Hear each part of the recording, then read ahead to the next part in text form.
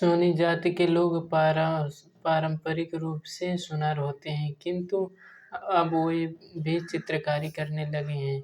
वस्तुतः संपूर्ण चित्रकार समुदाय मिस्त्री, बढ़ई आदि जब स्वयं ब्राह्मण होने का दावा करते हैं, ये कर्मकार संरचना का काम करते हैं, यथा फर्नीचर में कुशन लगाना, चित्रों का उत्कीर्णन, चांदी का काम, मीनाकारी तथा पेंटिंग आदि। ये सभी व्यवसाय वैकल्पिक रहते हैं, कई बार दोहरे भी, और कर्मकार का निजी प्रतिभा, सुविधाओं तथा बाजार की प्रचलित मांग पर निर्भर करते हैं। नई हवेली में हर घर एक पेंटिंग स्टूडियो, रजतकारी और मीनाकारी की एक कार्यशाला है। अधिकांश कलाकार अपना व्यवसाय सीधा अपने घरों से करते हैं या बिक्री कमीशन के माध्यम से अथवा व्यापारियों के माध्यम से करते हैं, जो उनके उत्पाद को जाकर दिल्ली या मुंबई ले जाते हैं। प्रतिष्ठित कलाकार अब अधिकतर कमीशन पर काम करते हैं और उनके स्टूडियो में दिखाने के लिए कुछ खास नहीं होता। नई हवेली एक पारंपरिक गढ़ जैसी है। यहाँ कलाकार रहते हैं और काम करते हैं। वे जीवन, व्यवसाय और व्यापार के रहस्यों को आपस में बांटते हैं। अनिच्छापूर्वक भी वे सभी पारंपरिक संबंधित और जिनके बेटे नहीं होते हैं, वे भतीजे को गोद ले सकते हैं, क्योंकि पिता से विरासत पुत्र वारिस को ही मिलती है। पिछवाई चित्रकारी पुष्टिमार्ग संप्रदाय का एक अनन्य रूप से अवधारणा है।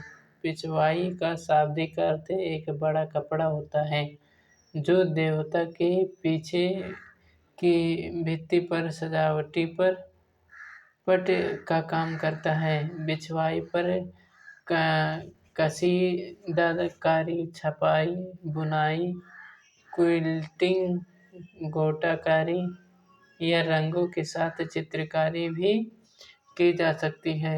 इन पिछवाई कलाकृतियों में कलाकारों द्वारा श्री नाथ जी को सजाने संवारने की तीव्र उत्कंठा होती है,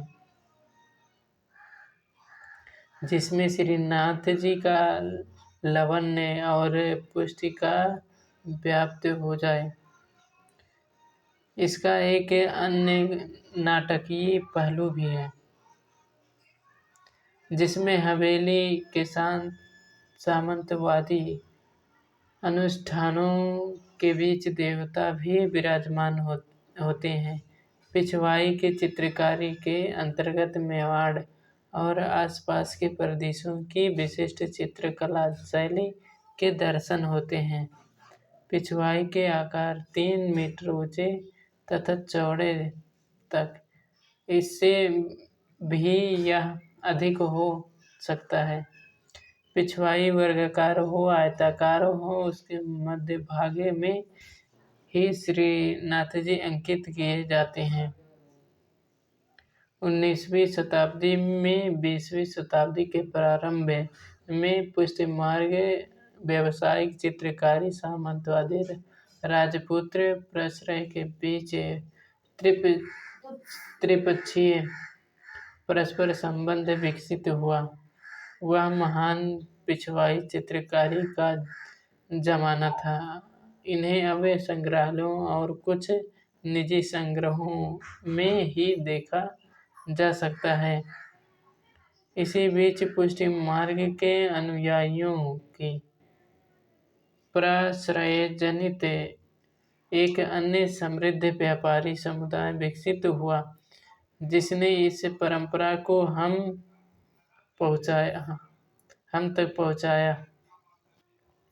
श्रीनाथ जी के मंदिर सामंतशाही संरचना तो यथावत है, परंतु उसकी व्यय शक्ति को निरंतर नाथ द्वारा आने वाले धनवान श्रद्धालुओं की पुष्टि की शाश्वत बना दिया है। यहाँ से हवेली, बाजार और कलाकार समुदाय के स्टूडियो घरों में धन का प्रवाह इन्हीं के द्वारा संभव होता है। इसके अलावा यहाँ पर चित्र दिया गया है, किसी देवी या देवता का चित्र लगता है। पिछवाई, जो कि राजस्थान में, कहाँ पर है? पिछवाई चित्र है जो कि राजस्थान में है।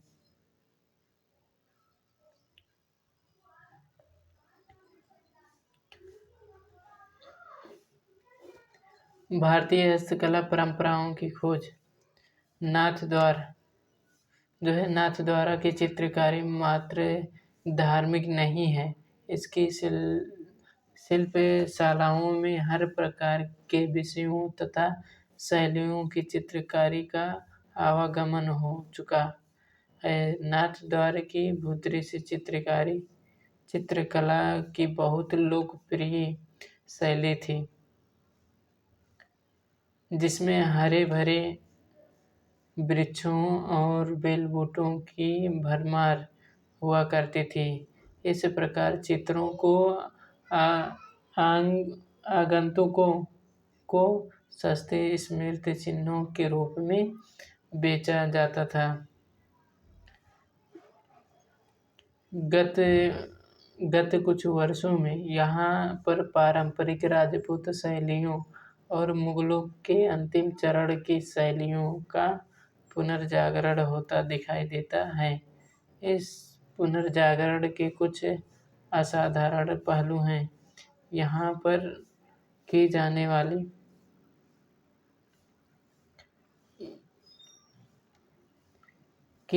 वाली परंपरागत चित्रकारी में और किसी विशिष्ट ऐतिहासिक काल के किसी विशिष्ट प्रदेश की चित्रकारी के पुनरुत्पादन को संग्रहालयों तथा निजी क्रेताओं द्वारा उसकी की जाने वाली खरीद को भिन्न नहीं माना जा सकता है।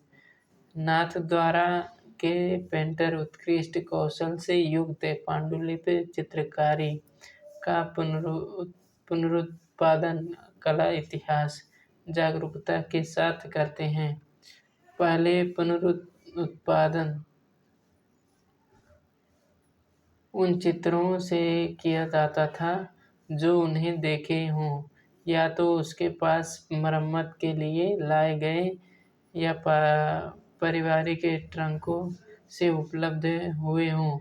अतः नकल की गई शैलियों मेवाड़ के निकट प्रदेशों की शैलियों की ही होती थी, परंतु अब पुनरुत्पादित चित्रों की वृद्धि के साथ साथ नाथ द्वारा के कलाकार अपने चित्रों में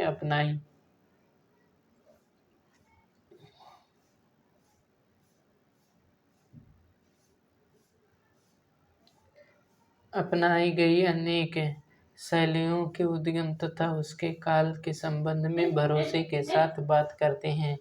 फिर भी यह मानना होगा कि इन चित्रों में मौलिकता के प्रयास अधिक नहीं किए गए।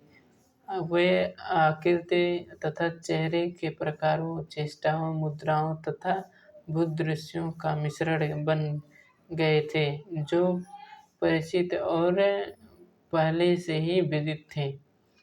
ये जो है नीलिमा शेख कहती हैं, प्रलेखन प्रपत्र को सही और संक्षेप में भरी। यहाँ पर जो है प्रलेखन प्रपत्र को जो है भरना है, सही भरना है। इसके अलावा वातिक कार्य पढ़ेंगे।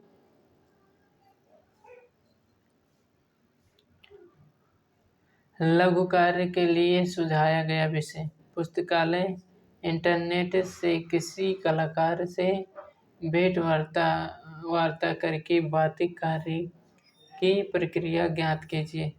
नीचे चित्रों में श्रीलंका की महिलाओं को वातिक बनाते हुए दिखाया गया। वातिक नाच की प्रक्रिया के प्रत्येक चरण उनके द्वारा प्रयुक्त की गई सामग्री उपकरण के लिए शीर्षक लिखिए। यहाँ पर जो है चित्र दिखाया गया है। वातिक जो कि श्रीलंका में है। वातिक यहाँ एक के बाद एक कई चित्र दिखाए गए हैं। दूध या चाय बनाती हुई महिला यहाँ पर दिखाई गई। यहाँ पर कपड़ा को जो है फोल्ड या काटती हुई महिला को दिखाया गया है।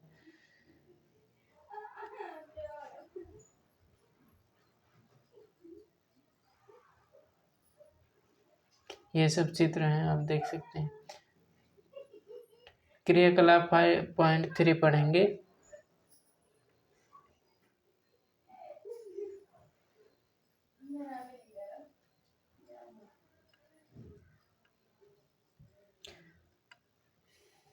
शिल्पकारों की शिल्पकला का महत्व। कक्षा 12 के लिए समय कलांश या गृह कार्य है। निम्नलिखित अनुच्छेदों में दी गई जानकारी का प्रयोग करके उन प्रश्नों की एक सूची बनाइए जो आप राजस्थान के फण चित्रकार से भेंट वार्ता में पूछेंगे। भारत में कथा वाचन की कला में संगीत, नाटक, नृत्य, चित्रकारी, शिल्प आदि सभी कलाओं का सम्मिश्रण पाया जाता है। उदाहरणतः किसी चित्रित फण के सामने भोपा, पाबूजी के फण बाजता है। ऐसा लग रहा है ये जो है गलत लिखा गया है, बाजता है। बाबूजी का फण या तो कोई बुक किताब हो सकता है, वो पढ़ रहा हो, इस बारे में जो है लिखा गया है।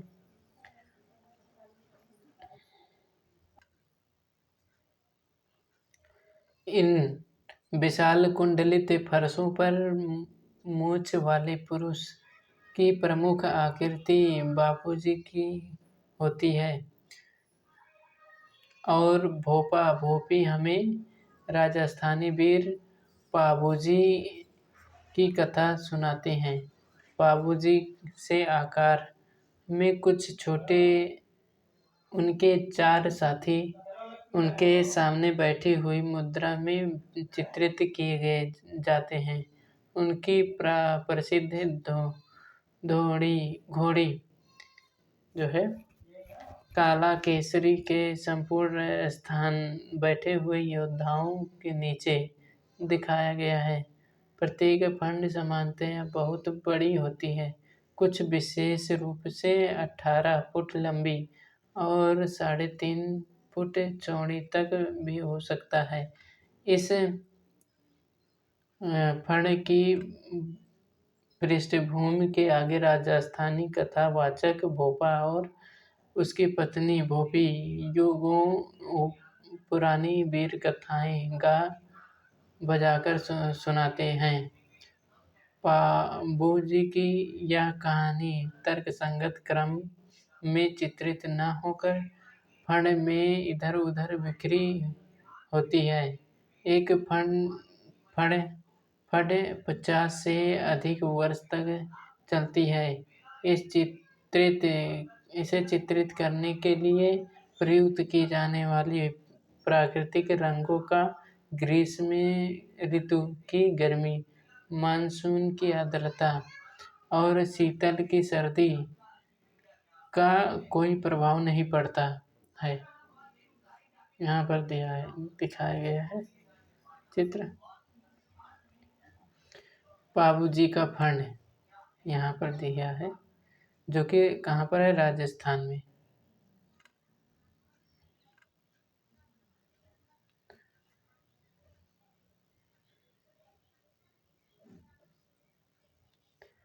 प्रलेखन प्रारूप अनुष्ठान और कथावाचन का गहरा संबंध है। यह फड़ निर्माण की प्रक्रिया से स्पष्ट हो जाता है। एक नया फड़ बनवाने के लिए भोपा भीलवाड़ा जाता है, किंतु जाने से पूर्व वह अपने पुराने फंड को कोलू मंडल के मंदिर में छोड़ देता है या उसे विधि पूर्वक पुष्कर झील में विसर्जित कर देता है। जब फड़ पर चित्रकारी की जा रही हो तब भोपा कई दिन चित्रकार के साथ बिताती है। नए फड़ से होने वाली आय उसे किसी मंदिर में पाबूजी को भेंट करनी होती है। पाबूजी की संपूर्ण कथा कभी भी एक साथ या एक बार में नहीं गाई जाती है। इस गीत के विभिन्न अंग अनुष्ठान के अलग अलग अवसरों पर पाए जाते हैं। जब भोपा रावण हत्या को बजाता है और कथा को गाता है, तब उसकी पत्नी फड़ पर विशेष घटना क्रम को उजागर करने के लिए लालटेन लेकर घूमती है। लालटेन की टिमटिमाती रोशनी से गाढ़े रंगों में पेंट की हुई आकृतियां सजीव हो उठती हैं।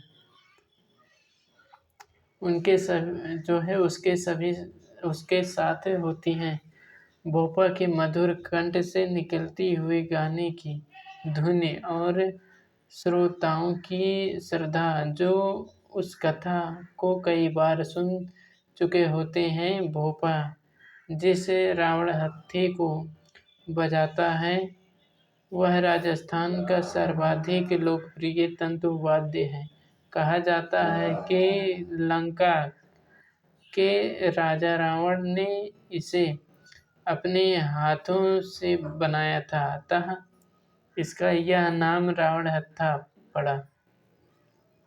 इसे सारंगी का पूर्ण रूप से माना जाता है। यह नारियल के आधे खोल पर मड़ी, झिल्ली और बांस की एक छड़ी तथा धातु के तार बनता है, जिसे एक गज से सजाया जाता है, जिस पर घंटियां लगी होती हैं। ये किसका लिखा हुआ फैजल अल काजी और प्रीति जैन, जयपुर की खोज है। जयपुर में हो सकता है। यहाँ पर अभ्यास शुरू हो गया दिया है। उपर्युक्त अनुच्छेदों को पढ़िए। निम्नलिखित के बारे में प्रश्नावली बनाइए। शिल्प प्रस्तुति, इसके साथ जुड़ी हुई रस्में, प्रस्तुति में प्रयुक्त संगीत और वाद्य, शिल्पकार और उसका परिवार रावण हत्था यहाँ पर है, आप देख सकते हैं। यहाँ पर भी है।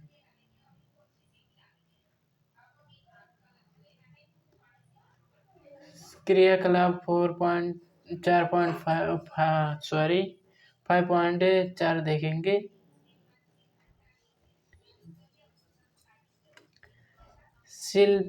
शिल्प की अवधारणा की समझ, कक्षा 12। समय एक सारांश या गृह कार्य के लिए है।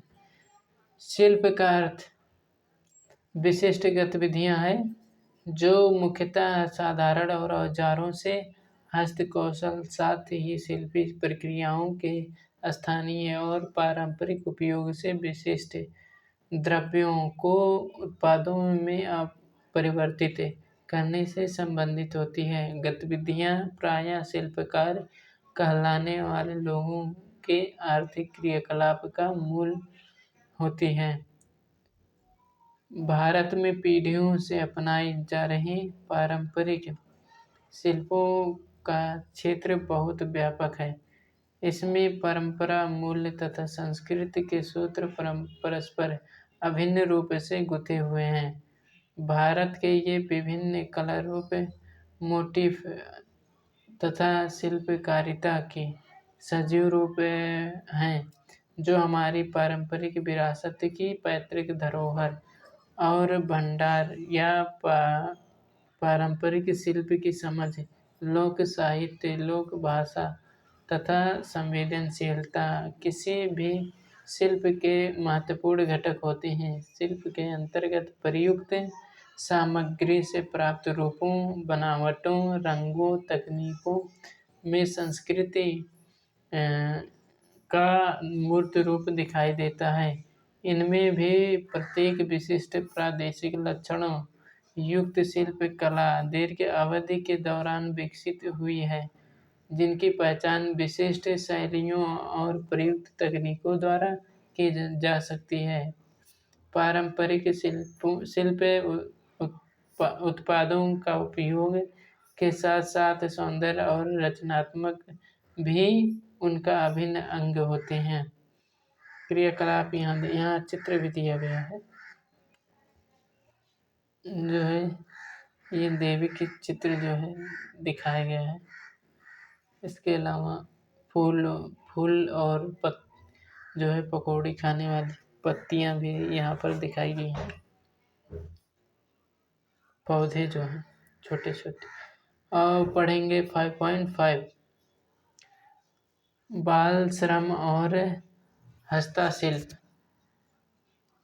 समय आवंटित कार्य है जो है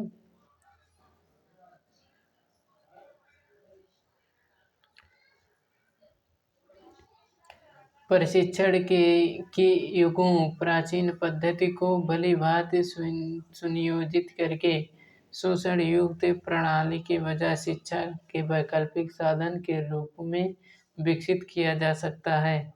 बच्चों के शिल्प सीखने पर पूर्णतः रोक लगाने का अर्थ भविष्य में भारी कमाई करने में समर्थ एक कार्यकुशल वर्ग को खो देना है। इसका आशय ऐसे भारत जैसे देश में स्वरोजगार पैदा करने के अवसर की हानि भी होगी, जहां बेरोजगारी बढ़ रही है और ग्रामीण युवाओं, विशेषकर घर पर रहने वाले महिलाओं के लिए रोजगार के अवसर पर बहुत कम। हालांकि 15 वर्ष से कम आयु के हर बच्चे को स्कूल जाना चाहिए, तो भी घर पर रहते हुए वह अपना पारिवारिक शिल्प सीख सकता है। दुर्भाग्यवश भारत में शिल्प क्षेत्र में प्रायः होता है कि शिल्पकार का बच्चा या तो निरक्षर रहकर पैतृक कौशल सीखें और इस प्रकार परिवार की आय में योगदान करें, जो है आप अपने परंपरागत शिल्प को छोड़कर स्कूली शिक्षा प्राप्त करें।